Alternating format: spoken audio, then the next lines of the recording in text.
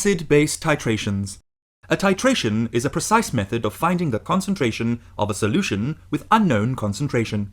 An acid-base titration involves the reaction between an acid and a base in the presence of an indicator. The concentration of one of the reactants is known, and that of the other is unknown.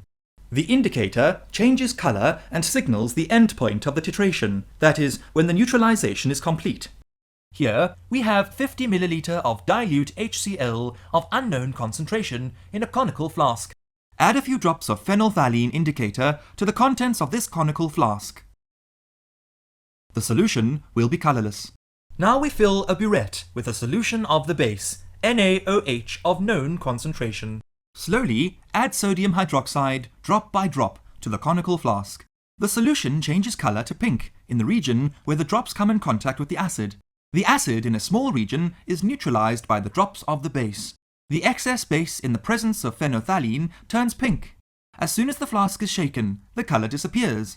This happens because the base has mixed throughout the solution, and the solution is still acidic. Continue adding sodium hydroxide, drop by drop, while shaking the flask, until the solution turns light pink permanently.